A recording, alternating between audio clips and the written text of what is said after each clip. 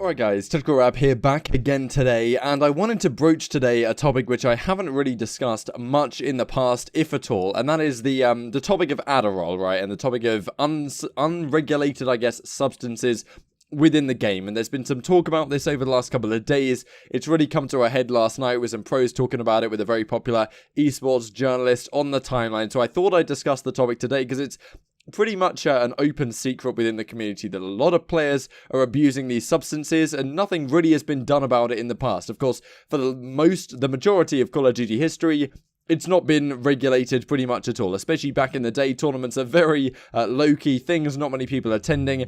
People would use everything they could to get a possible advantage, and to a large extent, especially with the older guard of players who all used to do it back in the day, to a large degree, it's still very prevalent in the modern day game. Maybe some of the newer players aren't using it quite as much because you know, it hasn't been instilled in them like it was back in the day at the mental events of a few years ago, the Black Ops 2 Ghost days. But still, I definitely think it's an issue within the community, something that I'm going to address today and some pros addressed on Twitter last night, and what exactly we can try and do about it going forwards, and what the CDL and what Activision can do, because I'm sure they're looking into things like this, but especially with some of these substances, it's rather difficult. And in no way am I promoting use of these substances in any way. This is purely a discussion point. So yeah, hope you guys enjoy the video. Like if you do, subscribe if you are new as always. Let's hop into it then. A couple of things to discuss before we get into that discussion.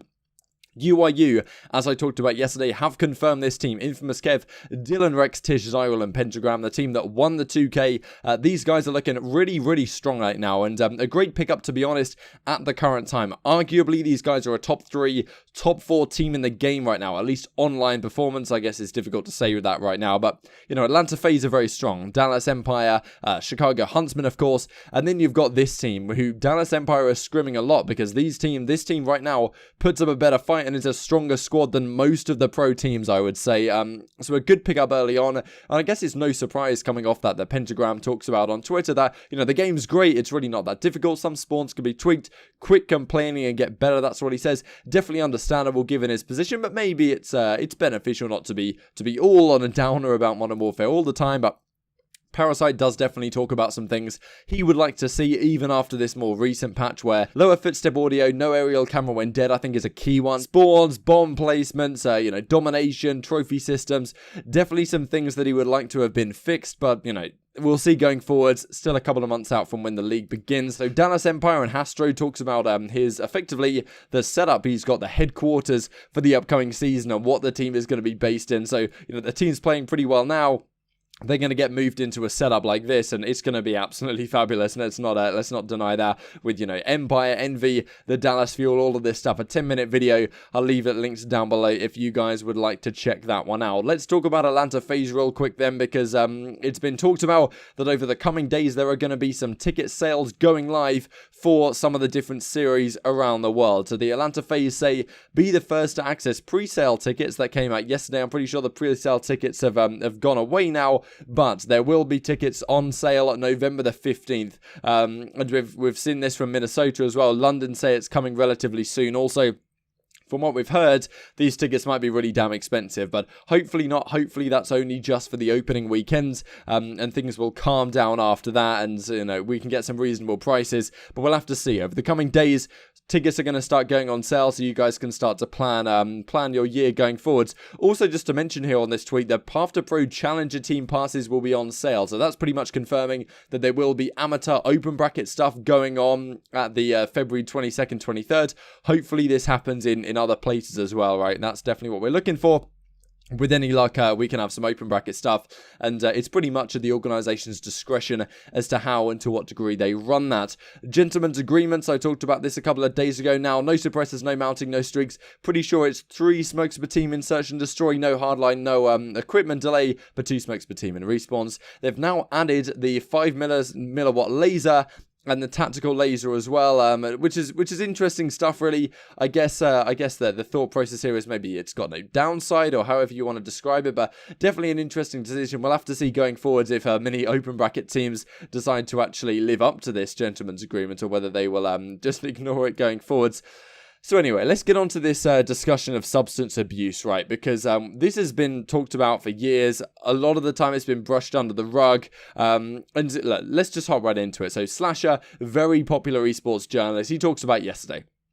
Esports is now $1 billion industry and competitive gaming is bigger than ever. Yet there's been virtually no top pro players caught cheating, aim lock, not teaming, match fixing, etc., especially in FPS games. Considering what's at stake, I just don't buy everyone is clean. And, people have talked for a long time about, cheating and the like in other esports, Counter-Strike especially. There's plenty of examples of Flusher, for example, aim locking through walls and stuff that, it looks pretty obvious. But, well, not too much as of late, apart from the Forsaken situation you guys might remember from last year.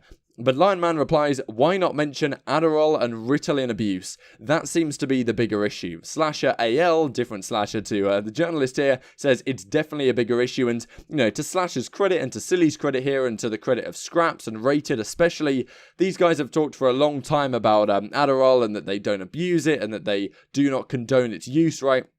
And for a long time, they've spoken out against it. And to their credit, they come out again here and say, look, this is an issue. Slasher says, I wasn't referring to doping, but how many pros are using unregulated substances? And Intel Call of Duty says, straight up, heaps, like, everyone's on it kind of thing, which is pretty crazy, right? But look, it's kind of an open secret within the community. A lot of pros do it, and you guys will see it if you go on Twitter. Whenever there's a discussion about Adderall or anything, some players will comment on it. So, for example, Beezy was commenting on the Reddit thread about this. Slasher, Silly, as I said, Scraps and Rated are two of the most vocal ones. Wuskins as well. And they will always be there or thereabouts talking about this issue. However, there's certain pros, and the majority of pros will never seem to broach it, will never touch on the issue. And I think that probably says something. If a lot of the pros were coming out and saying, no, we don't condone this, I don't use it or whatever, and there was a huge thread of pros talking to each other about why they don't use it, like that would maybe be an indication that it's not true. But honestly, from what I've heard and from community insiders, for sure, this is definitely an issue we have within our community. So, of course, the question comes about what exactly to do about this, because the thing is about Adderall, if you guys aren't exactly aware what it is, and you guys may not be familiar with it, I'm not particularly familiar with it. I've never taken it or anything like that, so I don't know any of the side effects or any of the effects, basically, in addition to the side effects. But yeah, the effects are supposedly, people have been talking about how you take it, you just get hyper focused. People have been studying for hours on end on it. There are some side effects in terms of makes your hands cold, makes your hands sweaty, makes you lick your lips a lot, your pupils dilate, things like this. And it's also not known to not have a very good long-term health effect in terms of like your heart, which is why not just we want to level the playing field, I guess, in terms of making sure everyone's clean, but also we want to ensure that our pros are not damaging their health, right, by taking substances which are not good for them just for the benefit to try and keep up with all the other guys that are also taking these substances. So this is definitely something that we want to try and eliminate if possible. And of course, that people have been talking about the side effects and all of this stuff for a long time, right? You can look at, say, players when they're in interviews and maybe their pupils are dilated, their attention, their focus seems elsewhere, they seem a little bit jittery, and a lot of people in the chat will be like, yeah, this guy is cracked. And well, I guess what more is there to say on that? Now, one of the issues, of course, with getting rid of this and toning it back is that Adderall is something that you can. It's a prescription drug to people that have ADHD, so attention deficiency hyperactivity disorder. Attention deficit hyperactivity disorder, sorry, is ADHD, and some of the pros have this. I know that Clayster, I'm pretty sure, has ADHD, and I think he's prescribed Adderall to help deal with that issue, right? And that's certainly something that makes sense, not something that we want to completely stop, especially if it helps keep his disorder, I guess, ADHD, under control so that he can perform at a normal level up to the standard of other people. So, what exactly do you do about this? Do you say, okay, Adderall is going to be banned, we're not going to allow people to use it, except if you have a prescription, and then people are going to go to the doctors and say they have XYZ wrong with them and make sure they can get a prescription to it and then use it in events regardless, right? What exactly is the perfect solution there when you don't want to prevent players from using it if they have it prescribed anyway? And then if you do happen to ban it or whatever, then what happens to other substances that come into play? That always tends to be the thing, right? In athletics and doping, for example, as they ban substances through the ages, this isn't a traditional performance-enhancing drug, Adderall. Like back in the day, athletes would take like testosterone or whatever. Of course, that got banned and outlawed. This is like a mental-enhancing drug, but it's still performance, of course, in the context of Call of Duty.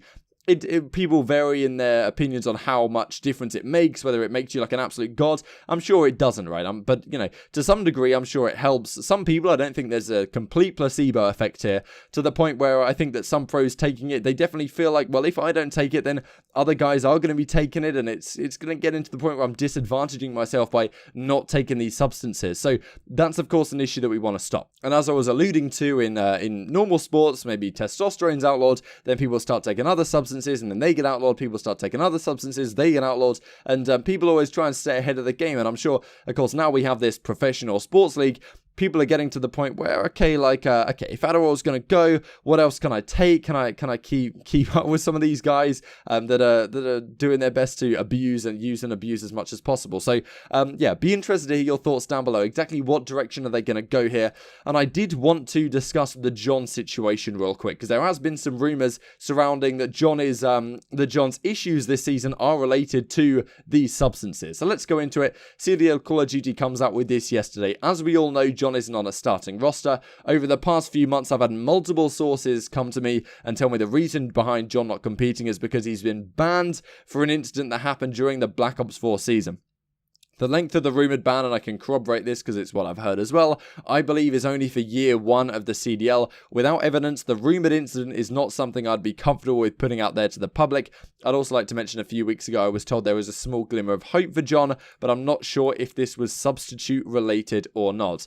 So let's dive into this in a little bit more detail here. Firstly, this is rumoured, this is speculation. However, a lot of people have been talking about on the Reddit, not necessarily the most reliable source, but people are talking about right now, and it is rumoured within the community, that John's issues here are related to substance abuse and potential supplying in the previous season. Don't want to go into details here, but of course, if you're just using the substance, I'm sure a lot of people behind the scenes in the community know that that's going on, and if they were going to rat anyone in, why would they rat John in particular to the CDL to make an example of him? Of course, the rumour is that potentially he might have been a source for people, which gets to the point where maybe the CDL and Activision are saying, well, it's very difficult for us to control these substances due to the reasons I talked about. So maybe if we put a punishment in and we put our foot down and say, look, we're not going to stand for this in this sense by banning an individual that may or may not have been involved for a season, and there doesn't really seem to have been too much backlash about this within the community. And you would expect that if John had been banned, some of the members of the community would have been talking about it, like, why has this happened?